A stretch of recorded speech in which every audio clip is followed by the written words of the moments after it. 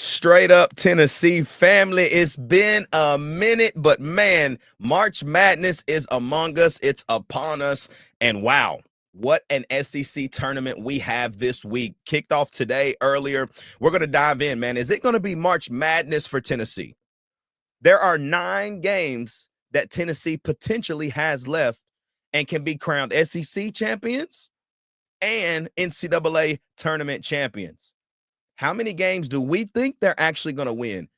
Is it going to be March Sadness, 2 first-round exit, SEC tournament or NCAA tournament? I don't know, but we're going to talk all about it. I got my guy Sel with me, and you already know spring practice is kicked off as well. They had 2 shell practices, and today was practice number 1 with the straps on, with the pads on. Everything is ready to go. Who's standing out right now? What freshmen are standing out? I think a newcomer in Sam Pendleton had a lot to say today to the media. I can't wait to dive in. It's your boy Ruck in the building, man. I got my boy Sel with me. Y'all know what it is, man. It's straight up Tennessee, baby. Welcome to the midweek chat. Let's ride. First play, second quarter, touchdown Tennessee. That throw's intercepted. Pierce down the sideline. Touchdown.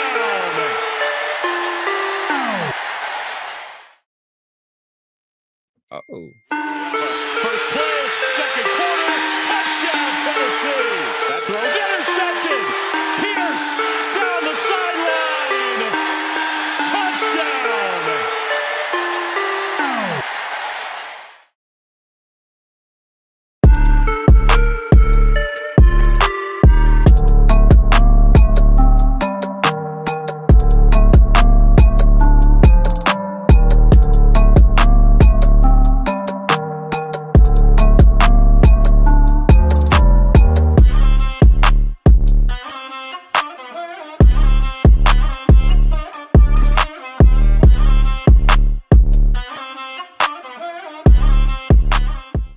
Man, hey, it's been a minute, y'all. Your boy's fumbling out here. I'm out here fumbling tonight, man. What That in man the said, world? "Oh, Look, the boy Dylan Elam in the building said, "We back." Yes, sir. Yes, sir, Ski. We are. I got my boy Sel with me, man. What's happening, Selly? what's good, my man?" Man, bro.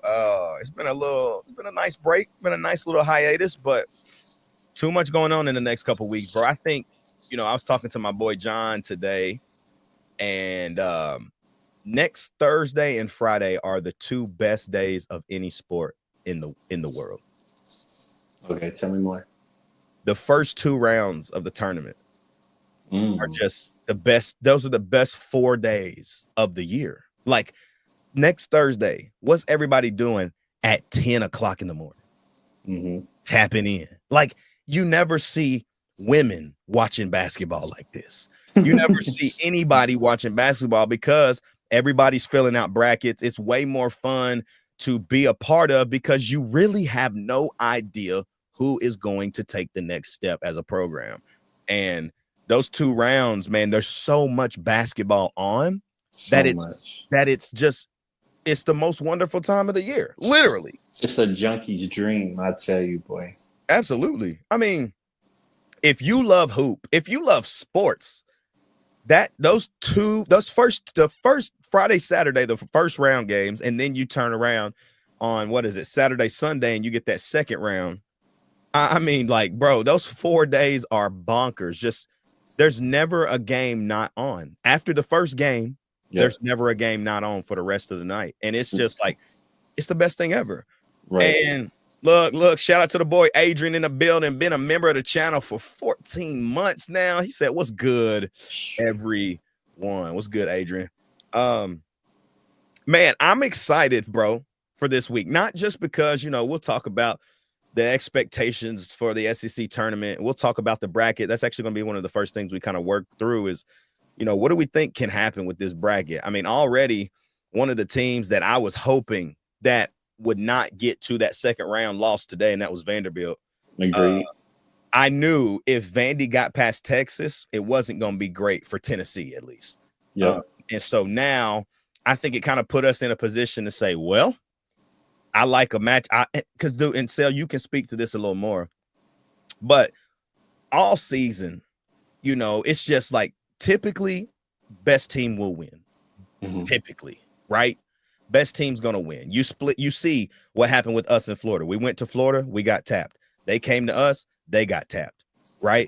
It's like best team is gonna win. Like we're extremely even. We're very similar in teams. They got a little bit more beef up front in the front court, but our back court is just a little better. They got two guys really, Elijah Martin and then Walter Clayton Jr., who can really score a lot of points. But when our backcourt is ready to go, if Gainey comes off the bench and gives you 17, Tennessee it's hard to beat Tennessee if Gainey's giving you 17, 15, 17 off the bench. But now you can speak to this. I feel like the tournament is all about matchups. Yep. It has nothing to do about how good you were. It's all about that night and that matchup, because that's why you have teams like Florida Gulf Coast or Loyola Chicago. The matchups they don't add up for better teams, right? Some of these mid-majors their tallest guy might be 6'7", but he can stretch you like no other, and he's more athletic than your big. And so the tournament, man, is all about matchups. Yep. That's the same thing for the NBA playoffs. You see people throwing games just so they can get a specific matchup. But I agree. We've been saying that all year long in the chat, like, we might match up with this team better because they got better bigs, or Auburn, for example. We'll say that they might struggle in the game. For instance, Florida, because Florida's got bigs that they could throw at Broome. So March is all about who's hot, who's got the momentum, and matchups.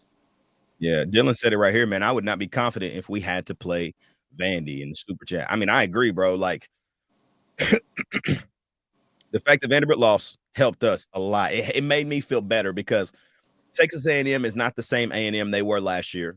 They're missing a lot down low in the paint. They got some guys, Garcia can ball, and Wade Taylor, he can ball as far as in the backcourt running the one. But I feel like we have good enough defenders to where Taylor can be neutralized in such a way to where somebody else on that team has to beat us, and I don't think they can. Yeah. No, better bigs, which Vanderbilt had, better bigs scares me than guard play for Tennessee. Like, our guards hold their own. Zakai, of course, Meshack, both defensive player of the years. Chaz plays good defense. Gainey plays good defense. Like, we got options that we could throw around other guards, but bigs, it's a different story. It is. And, I watching the Arkansas game earlier today. Arkansas beat South Carolina in game 1 today. I found myself saying, man, we could have used Adu this year, bro.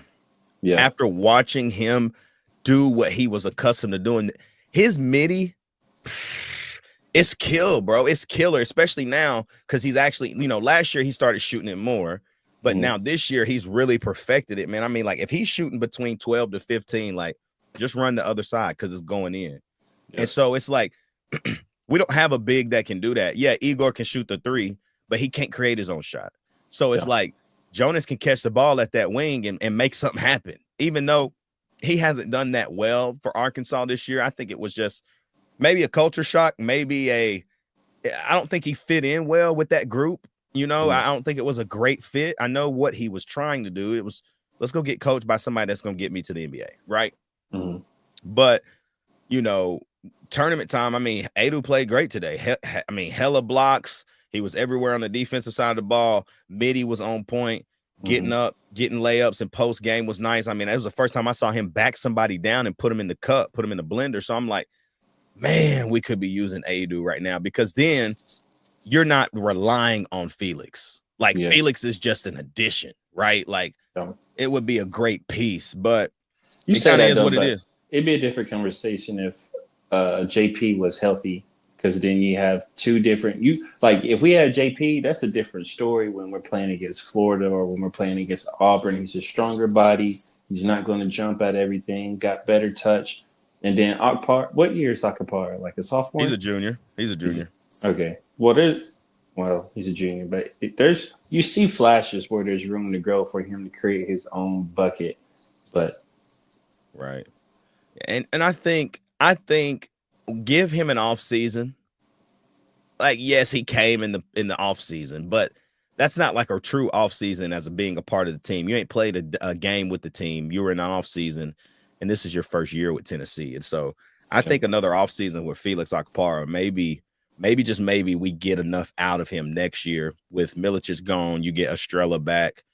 The Amari Evans kid from OTE coming in. He's cold. All them OTE kids, they got a bag on them.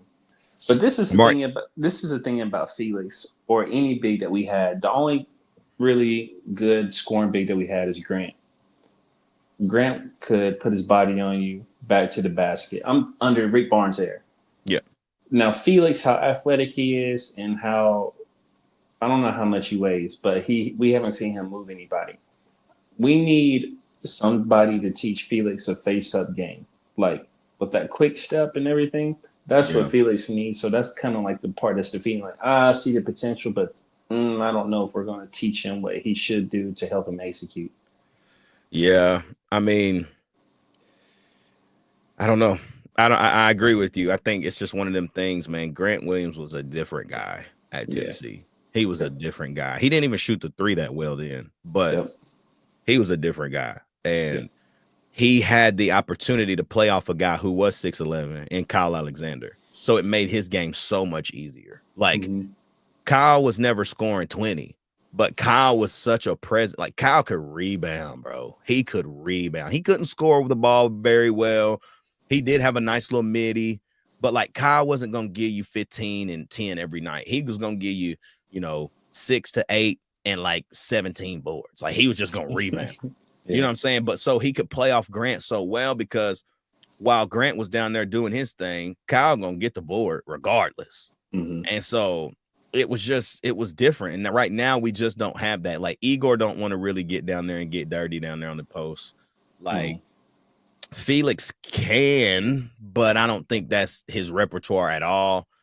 But I'm with you, Dylan. He says, maybe I'm reminiscing, but I miss Sko, Bone, and Grant. I mean, I think we all do. I hate Purdue. That's all I'm going to say.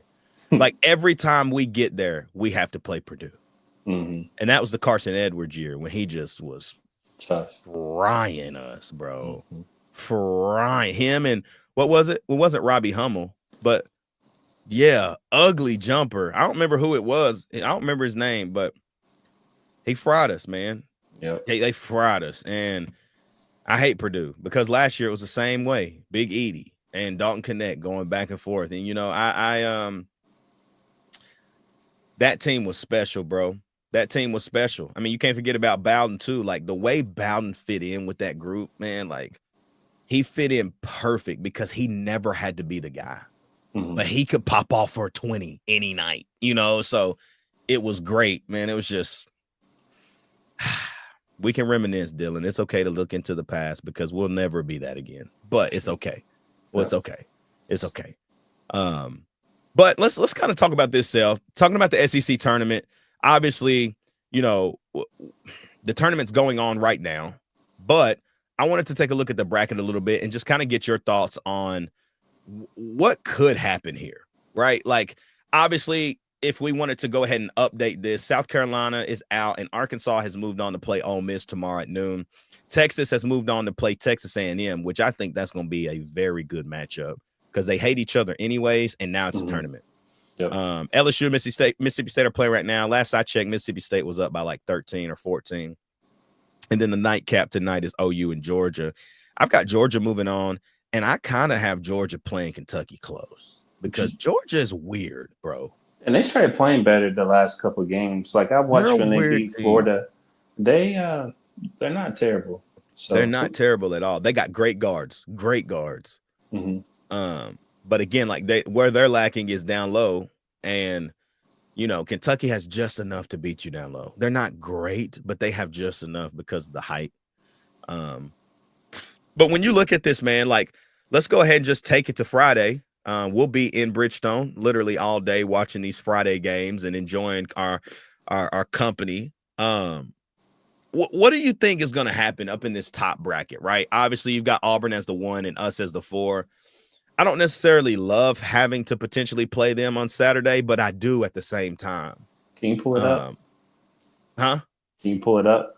Yeah, I have it up. I don't know if you can swipe over and see. I have the bracket in full up here. Can Because you I see it think I now? remember it. No, I can't, but it's okay. I think I remember it. Okay. Everybody Now, watching, can y'all see it? I'm sure you can, but now I do know that um, that top bracket, Auburn does not have a cakewalk because they struggled with both Arkansas. Well, not Arkansas, but they did struggle with Ole Miss at Ole Miss. yeah. And they also lost their last game of the year, and you never know how that's going to carry over. Like I said, momentum is such a huge deal at this time of the year. So Auburn and Ole Miss and Arkansas both. That's going to be a great game. Am I? Hold on, let me just pull it up because I'm not sure if that's the right. Yeah, no, you're right there. And then obviously you're gonna have Texas play Texas A&M, then they will end up playing us there.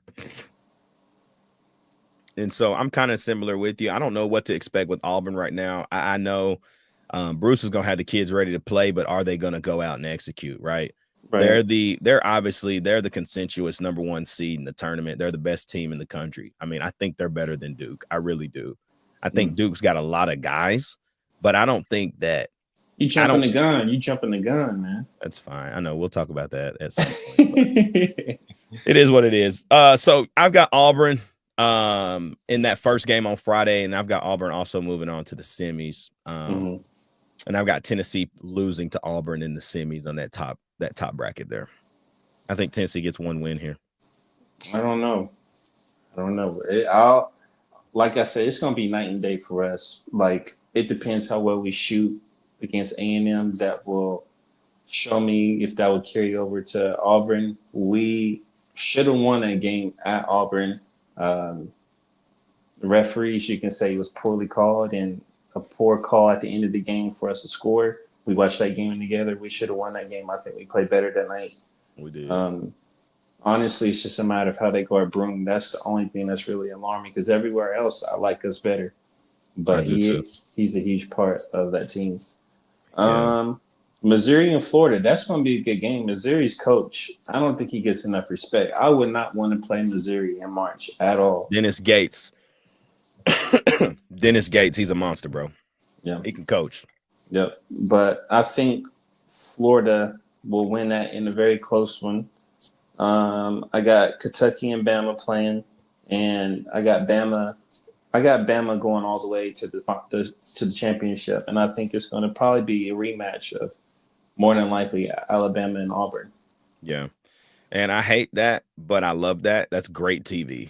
That's great TV. I don't think Florida's that good, man. I'm with you, man. I think Florida. Okay, I'm gonna just say this like this. It's the only way I can think of it. Us and Florida are extremely similar. When we're hot, there's nobody in the country that's going to beat them. But when we're bad, we're really, really bad. Like there's no in between. Like Florida and us, we're not good enough to just get by. You know what I'm saying? Yeah. Like when we're bad, bro, we're getting beat. But when we're great, bro, we will beat anybody in the country. Anybody. And I think Florida's the same way. And so that's why, like, we're so extremely different every night. Like, that's why it's so hard to watch us play for me. It's like Friday, last year we did the same thing. Friday, SEC tournament. We were the 1 seed. Everybody was hyped, turned up. We go out there and lay an egg against Mississippi State. Tolu Smith put us in a blender. Yeah. Blender all night long. Him and then Josh Hubbard coming down. Cut. They're just cooking us. I'm happy we're not the one.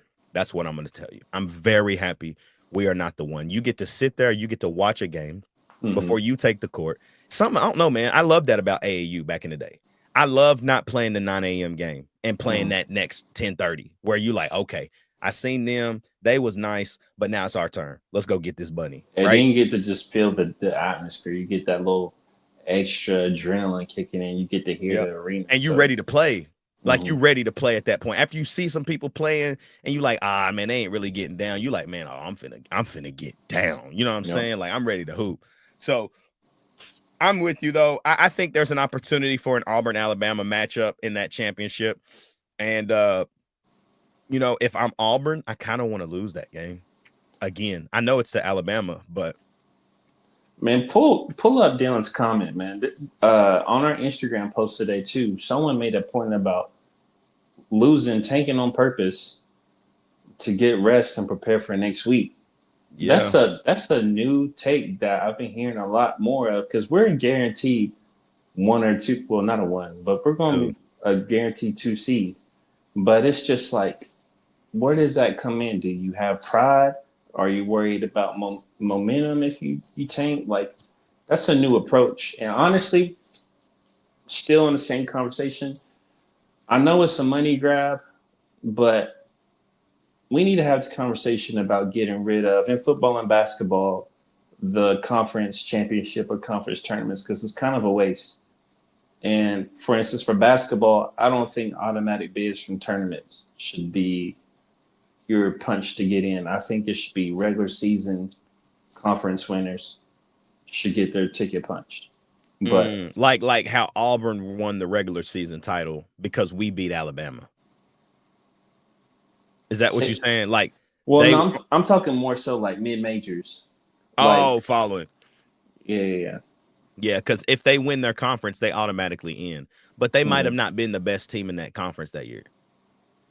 Well, if they win the conference tournament, Yes. my point. Yeah, exactly. Yeah. That's what you said. That's what I understand what you're saying. You're saying the best team in those conferences should actually make it because that best team could lose in the tournament, in their Hmm. conference tournament, and then they don't get there. Right. But then Um, at that point, it's kind of like, what are you playing for in the tournament? Then if you start doing automatic bids from the regular season, so it's yeah. just like, and then there's money involved. So I know it won't happen, but I don't know. They got to figure something out. Yeah. That And might I be don't part know of what their expansion. There might be that might be how they push for expansion in the tournament or something. Yeah, you might be right. I'm interested to see what they do, and if they do change it up, like what changes drastically and what doesn't. Hmm. Um, there's gonna be changes, hopefully soon, because I would like to see the best teams from like the SoCon and the Mountain West. Like I want to see the best teams get in, and sometimes they don't, and they get smacked in that first round. But then sometimes you do get that best team, like a Lehigh when Hmm. CJ McCullum was there. You Yep. know, so it's definitely something to talk about. Um, but let's talk about this. This team has been up and down all year, Tennessee specifically. Hmm. We don't know what we're going to get every night. We know No. what we could get every night. But if you had to say who was the most valuable player on this team and why, who would you say? Chaz. Okay. Chaz, arguably Jordan Gainey. That's But mine. yeah. Jordan Gainey is mine, and I'm going to tell you why, and then you can tell me why you think Chaz. Gainey is so good off the ball. He's as good off the ball as he is with the ball in his hands. I do think he's a ball dominant scorer. Like he needs the ball to go get a bucket because he can. The way he attacks the paint, nobody on our team does that well. Of course, Zakai can get to the paint and then he just runs around, trying to find somebody. Because he's But gonna get blocked. Gainey moves to the paint with purpose. The Hmm. float game is there. The step back pull up from 10 is there. Hmm. Like the kick out when he starts to hit, the kick out is there. Like the games where we've played well, Gainey's played well. Like Hmm. you watch the game, like I think about just recently, the Alabama game, right? Like Gainey went on that run in the second half. Yeah. Gainey went on a run by himself and just was like, you know what? Let me go get some. I think he had 8 points in like 4.5 minutes. Hmm.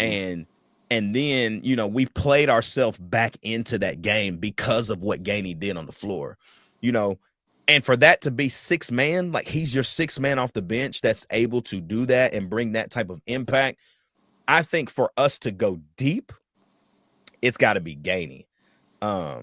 And I think that he brings something defensively when, let's say, like my favorite lineup that we run. And it's only situational. It's only if Zakai's in foul trouble, but I love this lineup so much. It's Gainey at the 1, Shaq at the 2, Chaz at the 3, Millie at the 4, and Akpar at the 5. Or they've moved Millie to the 5 and put D Stone at the 4. Hmm. is such a like they just move the ball, move the ball, move the ball. They move that ball so. Did I glitch? Yeah, but you good. You're back They up. move the ball so much, and the way the ball moves is so fluid. So I wish Barnes would put that 5 out there because it's our most athletic 5, absolutely. And they Yeah. move the ball. And when Gainey's in, when Gainey runs the 1, I feel like the offense is so fluid, bro. It just Yeah. feels way more fluid. The ball never stops moving. I agree with you. A lot of people won't agree with that, but we saw this after the Florida game where Sakai was out, and it flows better because you have to respect Jordan Gainey as a scorer. Like Sakai, like you said, when he drives in the paint, he doesn't necessarily look to shoot because there's a chance that he's going to get blocked. And then since Gainey can create his own shot, that opens up for Chaz because Chaz is not a ball dominant scorer. He's a good off ball scorer. And honestly, I wish we experimented with that. We're letting Gainey run the 1 and maybe having Sakai off on the side as a spot up shooter. But you can't shoot though. Yeah, he can't. Yeah, but so not even just your go-to person. We don't really have a true identity this year. So for us to win and go deep, what statistically do you need from key players for us to go far? I think Gainey's sweet spot is 14 to 18 a night. I think Chaz 23. I think Chaz got to be 18 to 25 a night. I think so. And I would honestly say just one more. I think Milicic got to give me at least 10. Like, if Igor can give you 10, you feel good because Zakai's gonna shoot enough shots to score 10 at least. Yeah, you know what I mean. I need a double from Sakai because that means someone else is scoring. Exactly. So I mean, Chaz and Gainey kind of have to lead the way scoring. And everyone else just needs to do their role. And I like if everyone else just does their part. If Igor gets to that 10 number, I feel confident that we've won that game at the end of the night. What do you think is the thing that will knock us out early from both tournaments, other than shooting poorly? Somebody dominating the paint, a big. Really, that's it. Because we're going to play defense. It's just a matter of if we hit shots or not. So it's a matter of Chaz goes cold. But other people can score, but you really need Chaz. It's so much easier when Chaz has 20 plus. Yeah. So, but it's really it. Someone has a better big than us, or we just go cold. Yeah. It's like I asked this earlier, but there's 9 games to a natty right now. Starting Friday for us. We got 9 opportunities. How many games do you see Tennessee winning before the year's over? I'm in the 3 to 4 range. Me too. I think we get bounced in the tournament, SEC tournament. I think we win 1, and then I think like we could get to the Elite 8. Like we could, but this is the thing too. I don't trust this in any late game situations. Like, we have been kind of 50-50. We won at A&M late. We beat Bama on the buzzer beater. But when we have the ball last, we saw it at Ole Miss. We saw it at Auburn. I don't trust Barnes. And March, more than likely, there's going to be some late game situations. Who's going to take over? We don't have DK no more. Chaz can't really create his own shot. So it's going to be, is it Gainey or are they going to give it to Sakai? And Auburn, they were looking to get the ball to Sakai for him to shoot. And he did shoot it. And then Alabama, they was wanting the ball to go back to Sakai, and Mayshot wasn't able to get it to him. And then Ole Miss, that play just was a meltdown, and they just had to do what they had to do. Yeah. So I don't trust us in the late game scenario. I don't trust us in out of bounds 5 seconds or less at all. I trust us with 0. I trust us more with 0 timeouts off of a miss. Yep. Because somebody at least is going to try to like make something happen like Shaq did. Yep. Or Gainey, what he did at Illinois. I mean, bro, somebody else would have stopped and shot a 3. Gainey went straight to the cup. Cup. So, Yeah, man. I don't know. It's gonna be a great weekend. I'm excited for Friday. Very excited for Friday. Want to get to hang with my bros, but to see that good of basketball, like I don't know if there's gonna be 4 better games the Mm-mm. whole tournament, bro. Like we got an opportunity to watch the best basketball conference all day. All day. I've been checking I'm like, tomorrow Friday? Nah. And what I'm people, hyped. how that everyone knows that the SEC is the best basketball conference now. Look who's calling the SEC tournament. Who's calling it? Jay? Jay Billis Yep. and Don Schulman. Bro. Good The thing I'll guys be that there in person. So I ain't they gotta used to listen call to the Jay. ACC tournaments. Now Yeah. they call it SEC. That's how you know what this means, man, to the NCAA. The SEC, they said, bro, we've got 16 teams, right? They're saying 13 SEC teams will make the tournament. That's crazy. Yep. That's literally 82% of the conference? Like, that's crazy, bro. That's crazy. What are we talking about? So it's going to be great. I'm excited about it.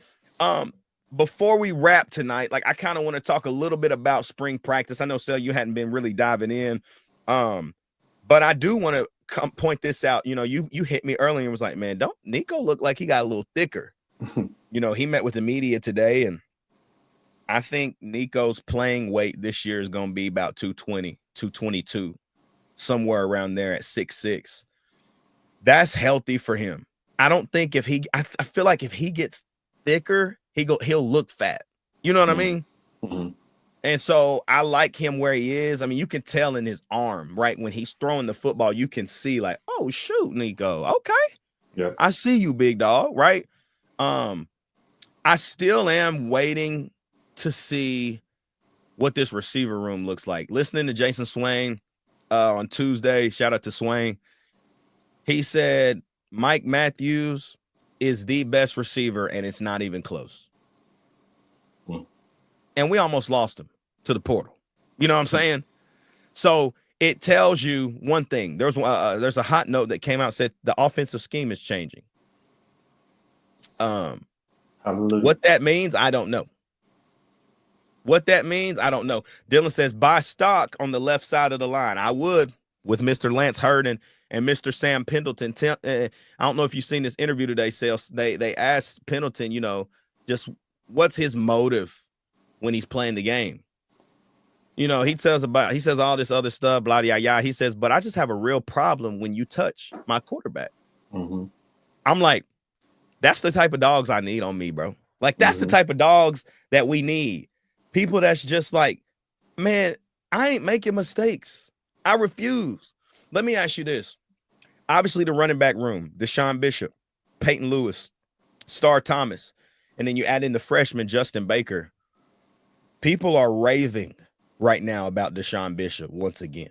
The Carnes product, Knoxville kid. Who do you think out of the three is going to have the best year? Ooh. Let me tell you this. I want to say Bishop, but for some reason, I feel like Peyton Lewis will get more carries than everybody. I think Bishop is going to be more of a power, short yardage running back when we need a hard run. So I can see that. I don't know. Because we don't know anything about Star Thomas. Right. Like we don't know how he's going to fit into the flow of the game. Like what kind of calls are they going to give him? Is he an inside zone, outside zone guy? What's his personnel like? Is he shifty any? I don't know anything about him. Yeah, he's bigger, like 6 foot, like 225. Can be shifty, very good in the pass game, kind of like Dylan Sampson was. Mm-hmm. As you saw with Jalen Wright, Heupel has a type when it comes to running backs. Mm-hmm. You know what I'm saying? Jalen Wright and Dylan Sampson were very, very similar. Very explosive in the open field, could catch out of the backfield, but when it was about trench work, they could get it done. Yep. Here you go. Dylan says, I know the hype is around Lewis, but he looks so stiff when he runs. If he dropped weight, then I'm sure. But I'm saying Bishop. I think he needs that weight, though. I think that weight helps make him. Yeah. He is fast. Peyton Lewis is fast in the mug, but I don't know. It's gonna be interesting to see. Like, I don't love the orange and white game because it's just not a good representation of what the team's gonna be. Mhm. And we all still get excited for it every year like idiots. And we watching it, buying ESPN Plus for one game, like acting like idiots, you know. But I don't know. I'm interested to see kind of what happens. I think that this roster's good enough to get back to the playoff, but how good actually are we? You know, Josh Pate was like a Tennessee thumper, like loved Tennessee. He said something that pissed me off though the other day. He said, if I could just give Florida Tennessee's schedule, Florida would make the playoff. Florida does look promising this year, though. And I was just kind of like, dang. Okay. Yep. All right. I mean, we don't know. Florida's got, Lagway's, we're hanging the moon for Lagway. That's what we think, right? And he had moments. He didn't show it consistently, but it's year 2 for him. You know, and typically quarterbacks make their biggest jump starting from year 1 to year 2. And we've got a guy named Nico Iamaleava who is making his jump from year 1 to year 2 as a starter. So we're in the same boat, really. But now Nico has a playoff game under his belt, and he now knows what it takes to get there. I think there's a different type of energy, man. When you go up to Ohio State, you get thumped. You now know what it takes to get to that next level. You know what I mean? Yep, starting all over again. So going a little bit ahead of that, did you get any feedback on how the pro day went? Yeah, so a lot of great things. Dante Thornton is making himself a lot of money right now. Mm-hmm. You know, at the NFL Combine, he ran 4.3 flat at 6'5", 225. Crazy. He was like 6'4" and 7/8, bro. That's 6'5". Stop. Right. 6'5", 225 at 4.3 speed. Dylan Sampson didn't even run at the Combine. He ran at Pro Day, and I think it was like sub 4.4. He didn't get into a 4.3, I don't think. I think it was like 4.41, 4.42, somewhere around there. A lot of our guys that didn't make the Combine did well. Hints for Cooper Mays did well. Andre Carrick, I heard Amari Thomas looked good. I'm kind of surprised Mays didn't get an invite. You know, they went with more, like, I think the Combine went more with the athletic side of things rather than fundamentals. Like, that's what you see. The Combine is all about what you could be, not what you are. And he said, are the people ready to talk about how underutilized Dante Thornton was last year? Dylan, don't start. We'll be here for another hour. Because I got plenty to say about that. I got plenty to say. Like, when I'm watching him run routes on air and he's running the way he is, when I watch plays like the quick slant against Oklahoma where he took it 70, the quick slant against Vandy when he took it 70, why weren't we just getting him the ball in space? Man, I'm so like, some sweeps, something. Jet sweep, anything. Get him the football. We saw how dynamic he was with the ball in his hands, bro. I mean, we saw it before he came. Yeah. I ain't gonna say much more about that because I'll sit there for a minute. You think he don't got know the status up of into the top four rounds? I don't know how he tested as far as like character test. I don't know how he tested on board work, right? Like in the actual crap. In the room, but the scouts care, GMs care about can you actually read coverage? No, that part I get. I'm talking about the character test. Yeah, I don't know. Dante's a great kid, man. So I would assume he could get up in that top 4. He could get in the top 3. I mean, I don't know if this is a great receiver class. Like, because if you're telling me right now, a kid that's a freshman at Ohio State would have been the number 1 pick, Jeremiah Smith, he was great. But they're saying, like, if he could have come out, he would have been the number 1 pick. So it's like, that lets me know all I need to know about the receivers in this draft. They're good, but this is a down receiver draft to me. I think there's opportunity there for him. But y'all, we're going to wrap, man. We're going to come back, man. I think we're going to start doing Wednesday lives, man, just for the time being. because we'll be able to talk about the SEC tournament next week. NCAA tournament will be a day next. And next week, we're going to fill out our brackets live here on YouTube. So y'all stay tuned, stay locked in with us, man. We're glad. I feel good to be back. Feels great to be back up in this thing. But y'all know what to do, man. Like, comment, subscribe, and join. Hit that follow button. Hit that, all of the stuff. You see the banner right here, man. Just follow all of this stuff that you see. Follow Straight Up Tennessee on Instagram, Facebook, Twitter. We still can't even get into our Twitter, so don't follow that yet. But big turn. Clip this. Big turn. Anyways, y'all know what to do, man. Like, comment, subscribe, and join. Man, we can't wait, man. We back up in this thing. We're gonna get consistent on Wednesdays. I think it's just easy. 40 minutes, 45 minutes on Wednesday. Let's tap in, y'all. You already know what it is, though, man. So you got anything else, bro? I'm ready for Friday, bro. I'm ready. Hey, y'all tune in Friday on our Instagram, man. We're gonna have live coverage throughout the day, covering being at the tournament. Oh, for sure. We're gonna run into some things. What y'all don't know, it's gonna be me, Turn, and Sale together on Friday. So it's gonna be a good day here in Nashville. But till then, man, stay tuned. Instagram, hop on there. Instagram at Straight Up Tennessee. Follow along.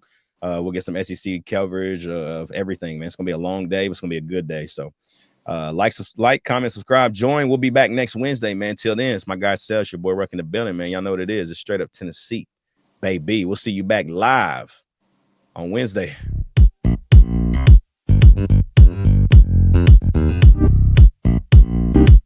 Thank you.